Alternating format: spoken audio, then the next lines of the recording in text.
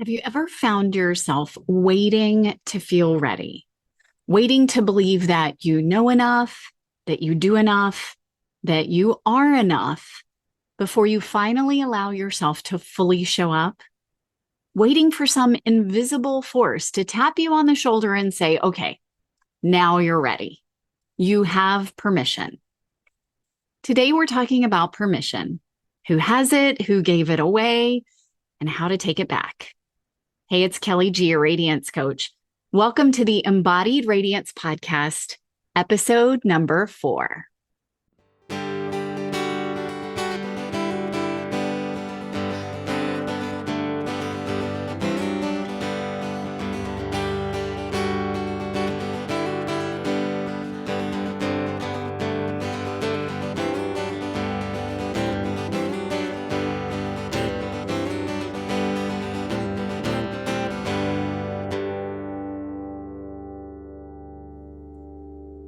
Okay, so in episode 2, I talked a little bit about how we absorb stories and conditioning from the world around us. And all of that started way before we were old enough to question the conditioning, to question the stories that we were being taught.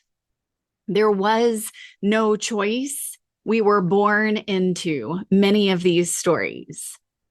One of the most pervasive stories that is impressioned upon us is that power lives outside of us, that someone or something else gets to decide when we're ready, when we're enough, when we have permission to use our voice, to take up space, to want what we want, to show up fully in our lives.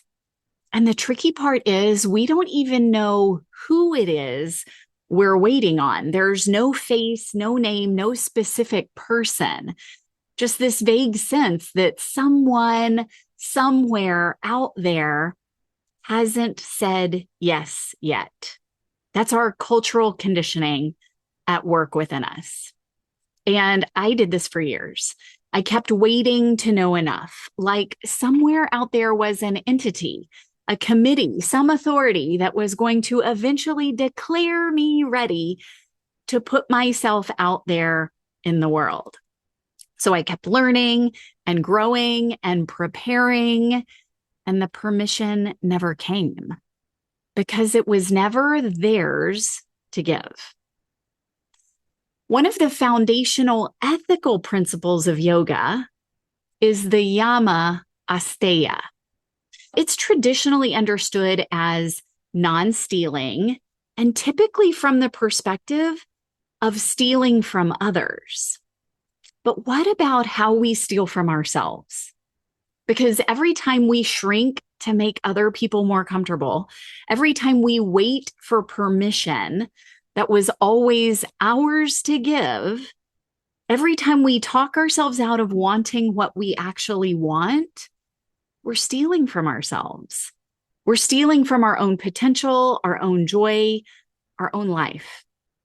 And this can look like not speaking up so that others can feel more comfortable, or waiting until you are convinced you know enough to finally show up and put yourself out there, or not letting yourself want what you truly want, or even putting yourself last so consistently that you forget you're even on the list. Asteya asks us to stop stealing from others and from ourselves. And the first step is recognizing where the theft is happening. This is also the niyama svadhyaya in action, which is self-study, turning the lens inward and getting really honest about where we've been giving our own power away. We'll be coming back to svadhyaya a lot because it lives underneath almost everything we're going to talk about here. Let me tell you about one of my most favorite tools that I use for myself and that I recommend and use with my clients. Brené Brown introduced me to the idea of permission slips, and it quickly became one that I used very frequently and still do. The concept is super simple. And it is super powerful. It is this idea that you can give yourself the permission that you've been waiting for someone else to grant you. All you do is use the sentence stem, I give myself permission to. It works so well and on a deep and subconscious level because it pulls the subconscious limit into your conscious mind. The moment you say, I give myself permission to take up space, or I give myself permission to not have it all figured out yet, you realize two things simultaneously. Number one, that you were waiting on that permission. And number two, that you always had the authority to give it to yourself. So this is asteya and svadhyaya working together. You're studying yourself honestly and reclaiming what was always yours, taking your power back when you see the limits that you've been living according to. In the last episode, I talked about the witness consciousness, the part of you that can see. The witness can see where you've been waiting, can see where you've been stealing from yourself. I'm not pointing this out to bring up shame or blame or judgment or criticism. This is stepping into that part of ourselves that can see the patterns so that we have a choice to change them. And permission slips are a really accessible tool to be able to do something about those limits. Okay, so I want to invite you to try it right now, wherever you are. You don't have to think too hard about it. Just complete this sentence out loud or in your head right now. I give myself permission to. And just let whatever arises, arise. Whatever comes up, that's your wisdom. That's the witness telling you something. You can do that anytime, anywhere. You can also take this into a deeper practice. When you have a few moments, and literally you can set a timer for 3 minutes if you'd like, or 2. It doesn't have to take long, but when you have a few moments, sit down with a piece of paper and just let it flow. At the top of your paper, write, I give myself permission to ... And then just see what comes. Don't edit, don't judge. There's no need to second guess. Just let it flow. Just write. You might surprise yourself. When you do this, this can be around a specific thing, like an upcoming meeting or an event.